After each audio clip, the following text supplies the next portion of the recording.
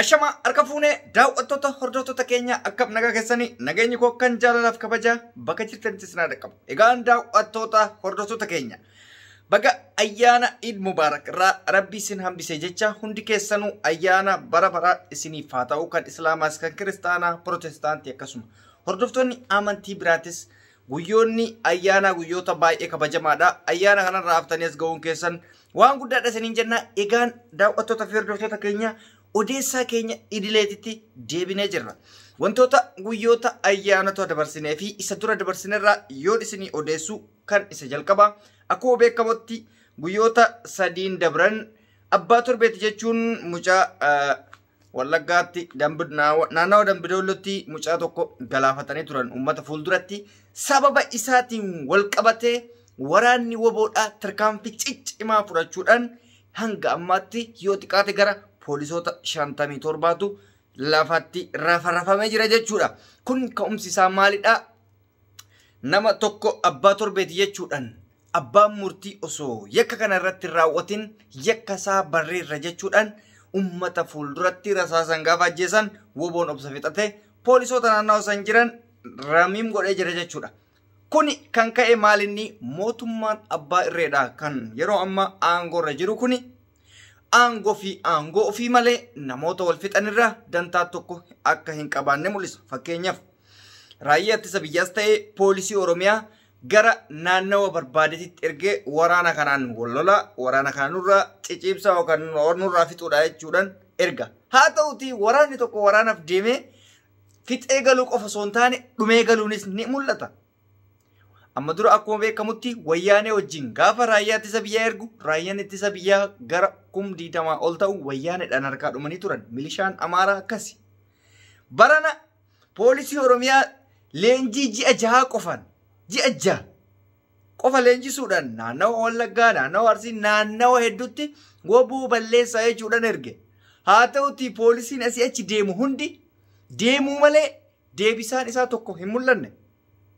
Kana jechuun jara kenna maali? Biyyi keenya suni garam deemaa jirti gaafa jennee tilmaamnu gara biyyoota jeequmsa qaban, biyyoota akka Yaman, biyyoota akka Sooriyaa fi biyyoota gara Somaaliyaatti jeequmsi hamaan jiru sun deemamaa jiraachuu mul'isa. Maaliif? Biyya takka waraanni lama bulchuun hin ulfaata. Inni sun kursii ofiitiif jecha waraana ofii bobbaasa. Inni mormituu immoo mirga saba isaa eeguudhaaf saba isaa of duratti wala boomsuudhaaf saba isaa bilisoomsuudhaaf qabsaa'a. Jidduu kana keessatti waraanni yoo ol oofe biyyattiin tun gara kufaatitti gara biyya lolaatitti jijjiiramte jechuudha. Fakkeenya bara wayyaanee gaafa fudhanne bara wayyaanee keessa waraanni biyya bulchaa ture waraana mootummaa qofa. Waraanni woban turre waraanni biraan turre. Bara Abiyyi kana waraana biyya takka keessa waraana gosa 4 olitti jira. Waraanni biyya bulchu jira. Waraanni woboo jira. Waraanni TPLF kophaa jira. Waraanni Amaaraa naannoo Amaaraa inni Saatanaa jedhamus kophaa jira. Inni maali Mililikii maali waan jedhamu illee jira. Biyya kana keessa waraana meeqatu jira jechuudha. Kana maaltu fide? Mootummaan kun mootummaa kursitti malee uummata amanu miti. Kanaatu kana hunda fide. Bara wayyaana hidhachuu wallaale. Bara kaawwanis hidhachuu wallaale uummanni. Hanga tokko tasgabbii waan jiruuf waraanni hin barbaachisu karaa nagaati sagalee keenyaan injifanna isa jedhutu ture. Amma sagaleen injifatuun hin dadhabame. Maaliif? Warri sagaleen injifatuu dadhabe mana hidhaa keessatti rafarrafamaa jira. Namicha Abiyyi jedhamu kun garuu biyyattii tana diigama guddaa keessa kursii ofiitii jechuun diigama guddaa keessa galchee jechuudha. Guyyaa ayyaanaa tana qofatti tarkaanfiin woboon fudhate tarkaanfii isa takkaalamaa miti. Sababa isaan nama tokko ajjeesaniif namni tokkochi sun garuu maaliif lafatti badaadha? Ilma Oromooti. Namni dhugaadha balleessuun jira. Wanjala hojjechuun jira.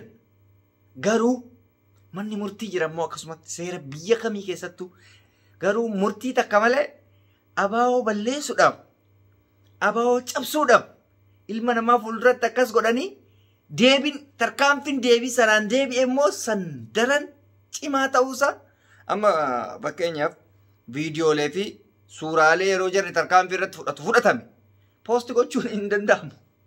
Fuulli feesbuukiin dhoysa, fuulli yuutuubiin dhoysa, fuulli tiwiitariin dhoysa, fuulli hundaatu hunda isaa jechuudha. Mootummaa waan kana dhoyfata. Maaliif? Har'a dhibbi yoo du'e dhibba immoo boruma leenjisan. Leenjiin isaa guyyaa 5 hin caalu. Guyyaa 5 ji'a 5 ji'a 4 ji'a 6 milishaa faatti leenjisa. Yaa ummata keenya sirni amma deemaa jiru sirna hedduudha. Sabaa fi saba wal nyaachuu takka, amantii wal nyaachuun lama, inni sadaffaa obboleeyyan wal ficcisiisu. Keessumaayyuu isa amma poolisii Oromiyaa Wooboo jedhamu kun obboleeyyan keessaa mana takka keessaa nama Wooboo keessa jiru jira, nama poolisii Oromiyaa keessa jiru jira. Lola irratti immoo obboleessa kiyya obboleetti keetiin hin jiru. Namtichi kun nu diinomsee jechuudha akka nu walitti hin ijaaramne. Fakkeenya fudhadhaa. Gurbaan guyyaa yeengaddaa akkasitti ajjeefame sun warri sun mootummaadha kana booda araarama takka hin qabaatu haala hammeenyaan ajjeefame. Lammaffaa poolisiin Oromiyaa warri maatiin poolisii Oromiyaa akkasitti dhumanii sun hin gadaayan. Wobootu ilma keenya kana godhe jechuun hin oolu. Kana jechuun maal jechuu? Oromoof Oromiyaan haala kanaan wal nyaataa jirti jechuudha. Ilmaan Oromoo wal nu ficcisiisaa jira. Kanammoo diina wal nu ficcisiisa. Kanammoo kan dursee hubatuu qabu eenyu? Poolisii Oromiyaati. Poolisiin Oromiyaa yoo kana dursee hin beekne biyyattillee gaaga'amarraa hin hambisu. Seenaa keessallee hin bahu. Itti gaafatamummaan kan isaati jechuudha. Maaliif Woboon saba isaatiif saba akka dhumaa jiru kanaaf saba akkatti biyyee nyaachaa jiru kanaaf sagalee ta'aa jira malee xiyyitii takka lafaa ga'een dhukaasu ture. Sababa isaan xiyyitiidhaan uummata fixaniif deebii godhaafii jiran malee. Kana jarris hin beeyti. Wanni isaan ittiin shawwadaman, wanni isaan ittiin dogongoran nyaannaa xiqqoo har'aa agartee nyaannaa xiqqoo har'aa kanatu itti fakkeesse. Itti fakkaachuun qabuu jechuudha. Biyyi ormaatirraa baratuu qabdan. Mee Palestiin ilaala uummata Palestiin fi Israa'el. Israa'elis uummata ofiitti dhaabbatee lola. Palestiinis uummata ofiitiif dhaabbatee lola. Inni kun uf ta'aniiti garagara jirre. Sabni isaanii garagara, amantiin isaanii garagara. Biyyi ofiitiif jedhaniiti kan lolan. Kennoo Oromoomaaf Oromoo wal lola. Afaan takka dubbata. Maqaan namicha mootummaatis Oromoodha. Akkeeyyin isaa. Ijaaramni isaa waan biraati. Oromoo miti. Ijaaramni isaa Oromoo miti. Waan bira ijaaraa jira. Sinii gala. So kana beekee uummanni keenya irraa deebi'uu qaba.